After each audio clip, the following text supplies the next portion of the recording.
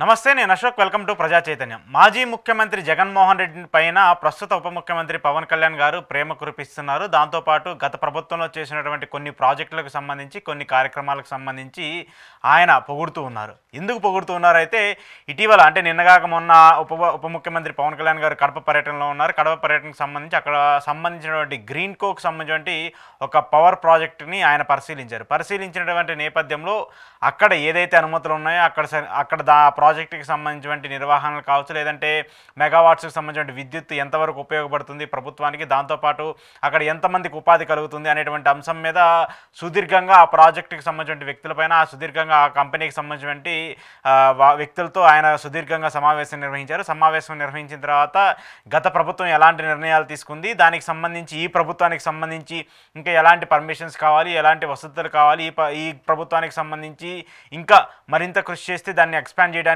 ఎలాంటి నిర్ణయాలు కావాలనేటువంటి అంశం మీద సుదీర్ఘంగా చర్చిస్తూ వచ్చారు. అయితే ఇదే పవన్ కళ్యాణ్ గారు గతంలో ఈ గ్రీన్ కో ప్రాజెక్టుకి సంబంధించి చాలా విమర్శలు చేశారు అప్పటి ప్రభుత్వం పైన, అప్పటి ముఖ్యమంత్రి జగన్మోహన్ రెడ్డి పైన.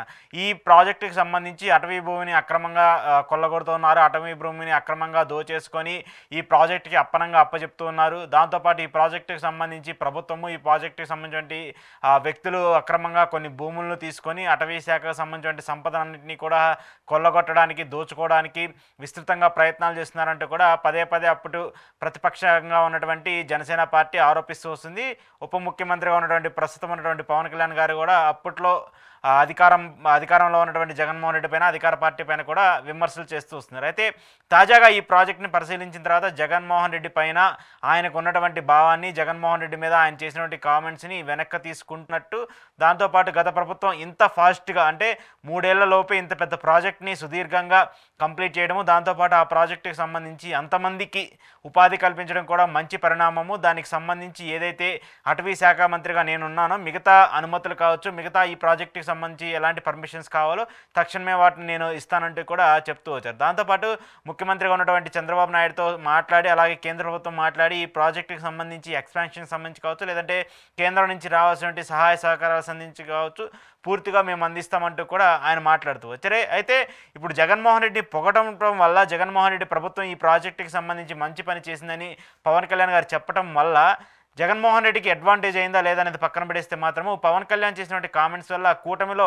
కొంత గందరగోళంగా మారుతూ ఉంది. పవన్ కళ్యాణ్ జగన్మోహన్ రెడ్డిని పొగట్టము, ఈ ప్రాజెక్టుకి సంబంధించి మంచి చేశాడు, ఈ ప్రాజెక్టు వల్ల కొంత అభివృద్ధి జరుగుతుంది, రాయలసీమ జిల్లాలకు సంబంధించి కొంత ఉపాధి వస్తుందని చెప్పేసి ఏవైతే చెప్తూ వస్తున్నారో అవన్నీ కూడా టీడీపీ పార్టీకి మింగుడు పట్టలేదు. టీడీపీకి సంబంధించిన కొంతమంది సోషల్ మీడియాలో పవన్ కళ్యాణ్ చేసినటువంటి వ్యాఖ్యలకు భిన్నంగా కౌంటర్ ఇస్తూ వస్తున్నారు. అయితే జనసేన పార్టీ మాత్రం పవన్ కళ్యాణ్ చేసినటువంటి వ్యాఖ్యల్ని సపోర్ట్ చేసుకుంటూ వస్తుంది. పవన్ కళ్యాణ్ మాట్లాడిన దాంట్లో తప్పేం లేదు. ఎవరు అధికారంలో ఉన్నా, ఎవరు లేకపోయినా కూడా ఒక మంచి పనిని ఎవరైనా చేస్తే ఖచ్చితంగా దాన్ని ప్రశంసించాల్సిన బాధ్యత తదుపరి అధికారంలోకి వచ్చినటువంటి పార్టీకి, తదుపరి వ్యక్తులకు కూడా ఉంటుందని చెప్పేసి కూడా మాట్లాడుతూ వస్తున్నారు. గతంలో ఏదైతే ఆరోగ్యశ్రీ అనేటువంటి అంశాన్ని రాజశేఖర రెడ్డి గారు తీసుకొచ్చారో అది ఒక మంచి పథకం కాబట్టి ప్రతి ప్రభుత్వము పేర్లు మార్చినప్పటికీ కూడా ఆరోగ్యశ్రీని కంటిన్యూ చేస్తూ వస్తుంది, 108ని కంటిన్యూ చేస్తుంది. అలాగే కొన్ని ప్రధాన పథకాలన్నింటినీ కూడా కంటిన్యూ చేస్తూ వస్తున్నారు. ఎందుకంటే అవి ప్రజలకు మేలు చేసే విధంగా, ప్రజలకు ఉపయోగపడే విధంగా ఉంటాయి కాబట్టి ఎవరు ప్రజలకు ఉపయోగపడేటువంటి పథకాన్ని ఏది తీసుకొచ్చినా దాన్ని తదుపరి ప్రభుత్వం కంటిన్యూ చేయాల్సిన బాధ్యత ఉంటుంది. అది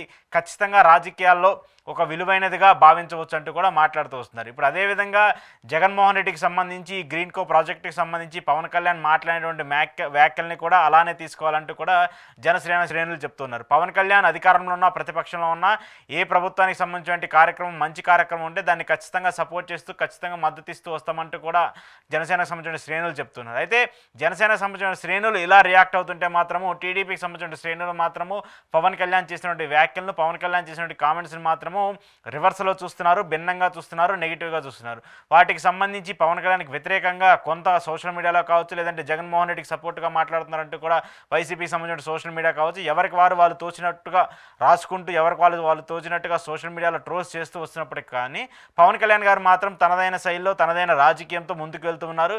గత ప్రభుత్వంలో ఎలాంటి మంచి కార్యక్రమాలు జరిగినా వాటిని కంటిన్యూ చేస్తూనే ఈ ప్రభుత్వానికి సంబంధించి ఎలాంటి పర్మిషన్స్ ఉన్నా, ఈ ప్రభుత్వానికి సంబంధించి ఎలాంటి సపోర్ట్ కావాలన్నా కూడా మేము అందిస్తామంటూ కూడా పవన్ కళ్యాణ్ గారు చెప్తున్నారు. అయితే పవన్ కళ్యాణ్ ఏ ప్రభుత్వంలో ఉన్నా కూడా ఎవరు ఉన్నా కూడా ఒక మంచి కార్యక్రమం జరిగినప్పుడు దాన్ని స్వాగతించాల్సిన బాధ్యత అందరికీ ఉంటుందంటూ కూడా ఆయన మాట్లాడినటువంటి వ్యాఖ్యలు మాత్రము ఇప్పుడు కొంత చర్చనీయాంశంగా మారాయి.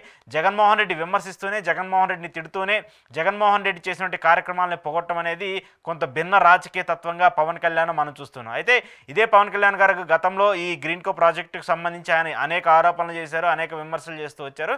కానీ ఇప్పుడు భిన్నంగా ఈ ప్రాజెక్టుకు సంబంధించి ఆయనే సపోర్ట్ చేస్తూ, ఆయనే మాట్లాడుతూ రావడంతో ఇప్పుడు రాజకీయాల్లో కొంత సర్వత్రా ఆసక్తిగా మారుతుంది. అంటే మనం వాస్తవాన్ని తెలియకుండా, వాస్తవ ఆరోపణలకు సంబంధించినటువంటి విషయాలు తెలియకుండా మాట్లాడితే ఇలాంటి భిన్న ఆరోపణలే వస్తాయి, ఇలా భిన్నంగానే మాట్లాడాల్సి వస్తుందంటూ కూడా రాజకీయ వర్గాల్లో చర్చ జరుగుతుంది. పవన్ కళ్యాణ్ గారు చేసినటువంటి ఈ వ్యాఖ్యలు మాత్రము కొంత నెగిటివ్ వైపు ఇచ్చినప్పటికీ కావచ్చు, ఏదైతే జగన్మోహన్ రెడ్డి అవినీతి చేశాడు, అక్రమాలు చేశారు, రాష్ట్రాన్ని నాశనం చేశారని చెప్పేసినటువంటి మాట్లాడేటువంటి వ్యక్తులే ఉన్నారు.